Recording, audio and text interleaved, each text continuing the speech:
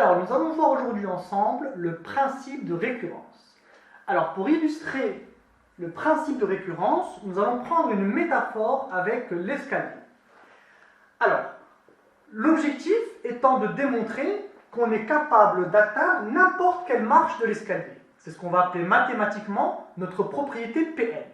Alors, en parallèle de cette métaphore, on va prendre un exemple concret pour bien comprendre le fonctionnement. Alors, par exemple, on considère la suite un définie par la relation de récurrence un plus 1 est égal à 1 sur 2 moins un, avec u0 qui est égal à 0.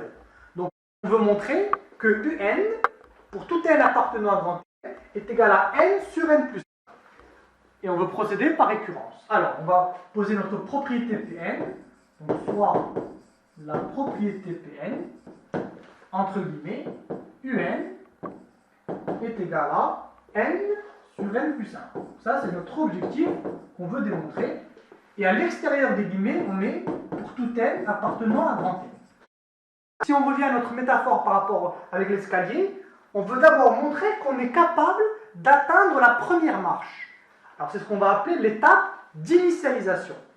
Alors, dans notre exemple mathématique, donc l'étape d'initialisation, on va montrer que la propriété est vraie au premier rang de la suite, c'est-à-dire au rang n est égal à 0. Donc montrons que P0 est vrai. Alors on sait que U0 est égal à 0.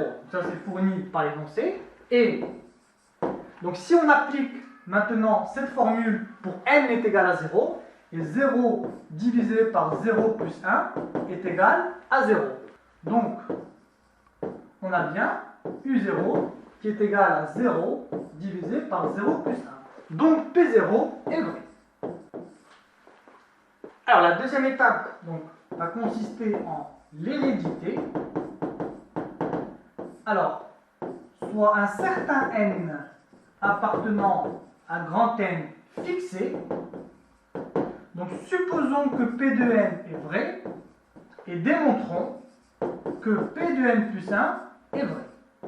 Alors, il faut toujours mettre en évidence notre objectif. Qu'est-ce qu'on veut démontrer? Que P de n plus 1 est vrai, c'est-à-dire que un plus 1, donc à partir de cette relation-là, on va remplacer n par n plus 1, c'est-à-dire on va montrer que un plus 1 est égal à n plus 1 sur n plus 1 plus 1, c'est-à-dire n plus 2. Donc, voici notre objectif.